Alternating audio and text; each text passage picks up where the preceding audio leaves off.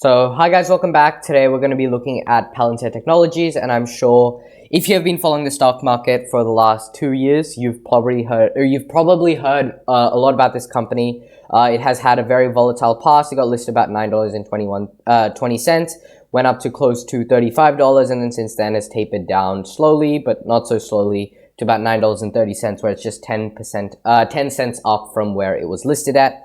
Now, if you don't know much about Palantir Technologies, it's an American public software company. It specializes in big data analytics. They have deals both in the commercial sector and the government sector. They have very close relations to the US military and military operations all around the world, as well as companies. They do sell software and big data analytic services to many private companies all around the world as well. So they are a company that is very future looking. They are a company that promises a lot of growth. Today we're going to be looking at and basically picking apart what this company is going to be looking at in the future. So I wanted to say right off the bat that I personally do think Palantir is a very promising company. I do think that the company shows a lot of promise in terms of the growth of the future, and I am on the side that would say that this stock is a buy. However, you must do your own due diligence, and this video is more to do as a rebuttal kind of thing to the points, the very valid points that are made against this company from its slowing of growth, in terms of other sort of factors that are valid against this company, but overall we'll be focusing on the benefits and the growth story of this company. So if you do enjoy, consider subscribing. It is free and it does help me out a ton. If not, thanks for watching anyway. Onto the video. So we'll be just going through their investor relations page at the very beginning, just getting off kind of some context to why I do believe Palantir is a buy.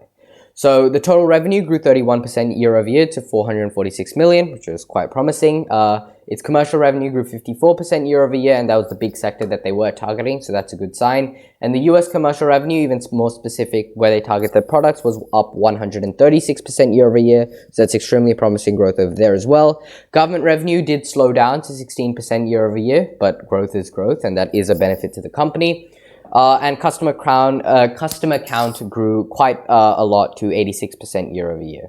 That the loss of operations go to negative $39 million. Their adjusted income from operations was $117 million, which represented a margin of 26%. Their cash from operations was $35 million, which is an 8% margin, and their adjusted free cash flow of $30 million was a 7% margin.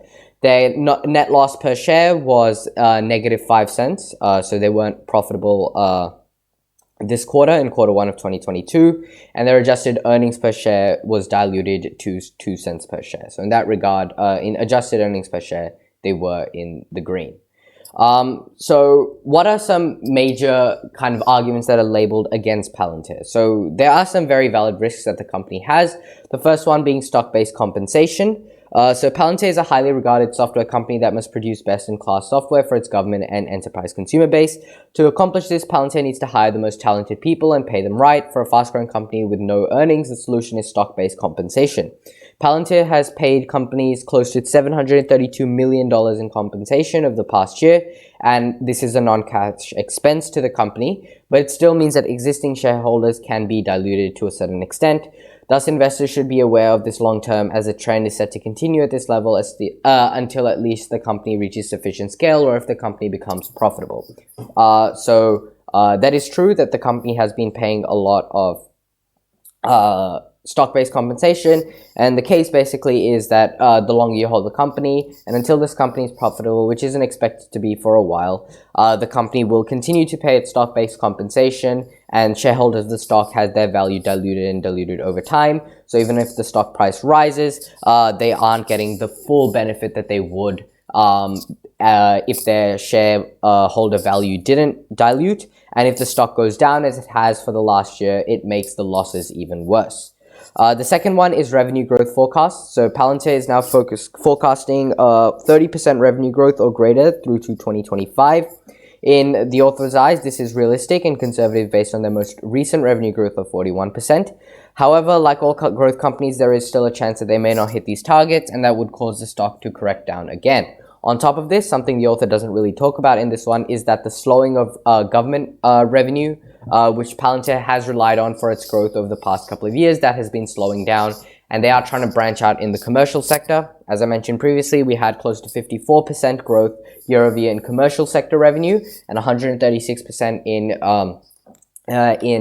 US commercial sector revenue. So the commercial sector does seem to be growing, but Palantir will obviously be needing to focus on that now that government revenue has slowed down over the past 2 years or so, down to about 16% year over year growth in government revenue.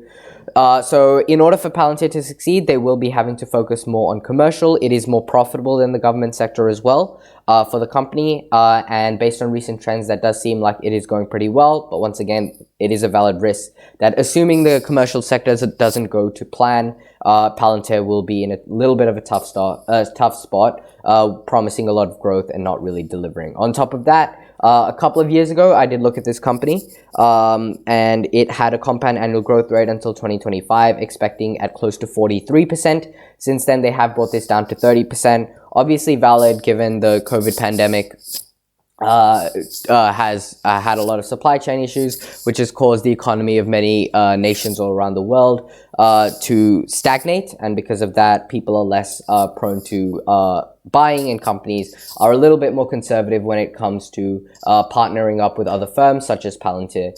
So there is a valid reason about why revenue growth has slowed. But once again, we need to understand that just because the company said it can reach 30% growth doesn't mean it actually will. The same way it did say a year and a half ago that it was going to reach 43% year-over-year compound annual growth rate, but now that is brought down to 30%. But still, 30% is very, very solid growth, especially for a stock that is trading at about $9.30.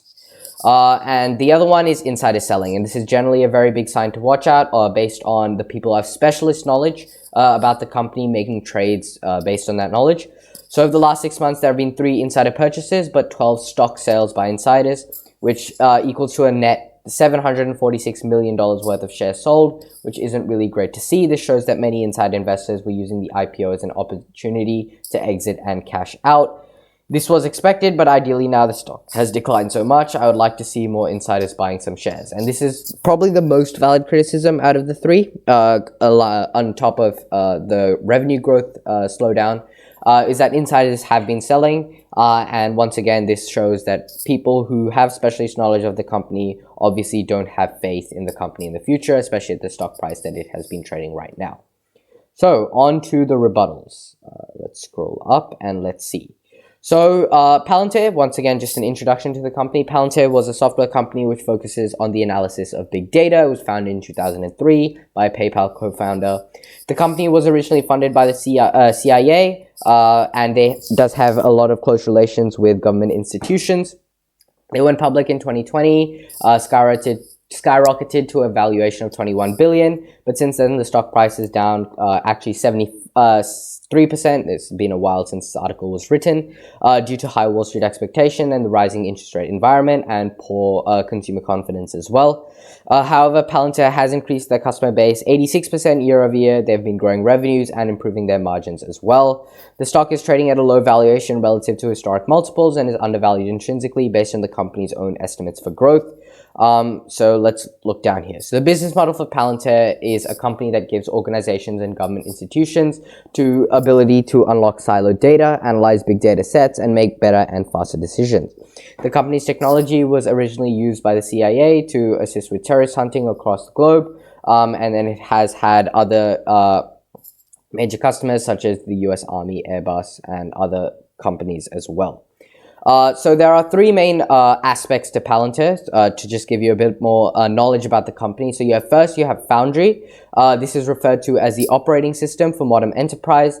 This platform enables companies to bring together vast data sets from business intelligence, real-time production, and CRM data. And it also includes the development of digital twins, which are great ways for manufacturing companies to visualize their operations and see the impact of changes.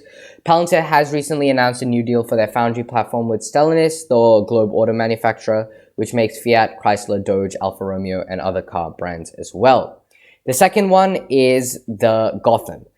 So this is referred to as the operating system for global decision making. This allows complex situations with multiple entities to be simulated with real-time data feeds to enable faster decisions. Their tagline that they claimed is that thousands of users, millions of sensors, a single pane of glass sums up the platform as a single dashboard to monitor multiple operations all around the world. So this is generally what they focus in terms of their government, the first one being more commercial based. So in terms of Gotham, which is the government aligned part of their business, an example of this can be seen with their deals with the US Army, which has been used to capture both allied forces and rival forces. And this is just basically how the US government has been able to use Palantir quite effectively, and shows what kind of service it brings to defense government services all around the world. And the third one is their newest platform, which is Apollo. So Apollo is a platform for managing production across major companies. This is both a commercial and government aligned part of their business, and it has recently been revealed by Palantir. They do have customers including Airbus, Hyundai, Rio Tinto, and the US Army as well. So the company has recently announced a plethora of new products since going public. This includes Edge AI, which has grown for the Internet of Things market, which grew 22% in 2021 alone. So these are all the new products that they have under the Apollo segment of their business. So you have Edge AI, you have HyperAuto, you have Cosmos, you have Meta Constellation, Pipeline Builder, Titan, basically new products that they're releasing to customers. So Palantir has increased their commercial customer count by 207% and added 37 of these in quarter one of 2021 alone. They have a 124% net dollar retention rate, which is great to see. It means that customers are staying with the company and spending more over time, which is obviously very, very good for Palantir.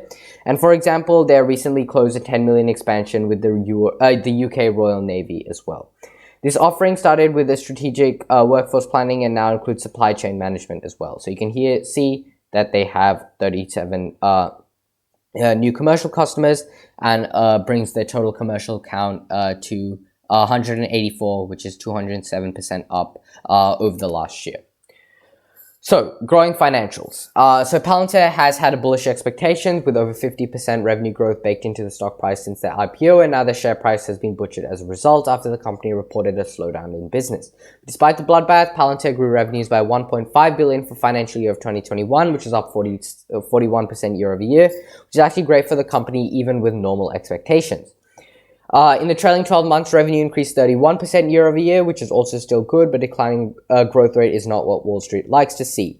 The good news is that Palantir's commercial revenue increased by 54% year over year and accelerated for the fifth quarter in a row, while US commercial revenue also increased 136% year over year and once again accelerated in the fifth quarter of the row. So although their government revenue has slowed down and it is not guaranteed that they will hit 30% compound annual growth rate till 2025, you can see that the commercial sector is starting to head in the right direction after a quiet year and a half where they were really, really reliant on their government sector. So now that the company has been venturing out, acquiring new customers, and have been acquiring customers at a record rate, and also has a lot of what they call up here, what was the word? I am not sure about the word, but the 124% customer dollar retention rate or something like that. That has been increasing as well. Basically, how much money the customers spend on Palantir services, that has been increasing as well. So as they increase their customer base, that should rise. And even if it doesn't rise, that means Palantir will be getting more customers and the commercial sector will be starting to head in the right direction. They do although have a hefty net loss of 498 million for the trailing 12 months, but margins are slightly improving. The GAAP operating margin has increased from negative 39% in quarter 2 of 2021 to just 9% in quarter 1 of 2022, which is a positive sign for the company. And while their adjusted operating margin is 26%. The company also produced $225 million of free cash flow in the trailing 12 months. So moving forward, Palantir is guided for an annual revenue growth of 30% or greater through 2025. They also have a strong balance sheet with $2.2 billion in cash and virtually no debt. The big data industry is forecasted to grow 276 billion by 2026, with Palantir's next prime market position as best-in-class provider should have paved the way for their continued growth. And their recent deal with Stellantis, just released a few days ago, could also be the start of another major car makers jumping on board with Palantir. So once again, going back to their risks, Revenue, although has been slowing down, I still think that the growth rate is quite good, and it is expected given that they had 41% and they're expecting 30%. On top of this, the commercial sector has been growing quite productively as well. So revenue, although is kind of a risk, I do think most of it is mitigated due to those factors. In terms of stock-based compensation, while it is relatively high for the company, they have brought it to an all-time low. All-time low meaning a company low, which is still higher than a lot of other companies, but it has reduced than what it was last year, which was about 3 to 4 times more stock-based compensation than they're expected to this year. So although shareholder dilution is a valid problem, once again, it is not as pressing as it may seem, as the company is moving away from that, and it is expected to become profitable between 2023 and 2026. So there isn't much shareholder dilution that will occur over the next couple of years, past the next couple of years.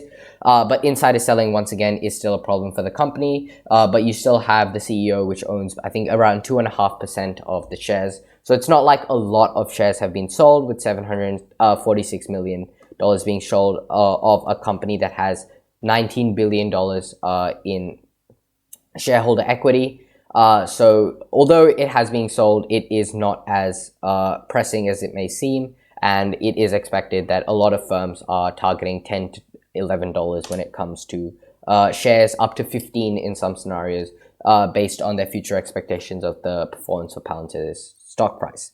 So here we're going to be looking at basically the share price of the last year. You've seen basically multiple times throughout its past, it has basically leveled out. Somewhere close to $9. They started off at $9. They had a rise and a dip around $9 again. And once again, you had a comeback. Here it came down to $9.70 in Feb of 2022, rose again, came down up to about $8, once again trading at $9 here.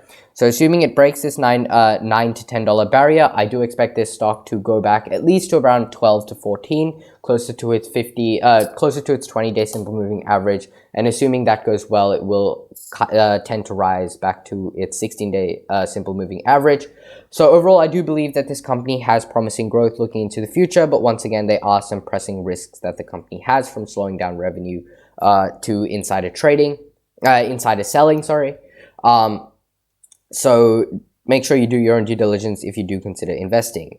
And if you made it all the way to the end of this video, do consider subscribing. Let me know what you think of Palantir, and I'll see you in the next video.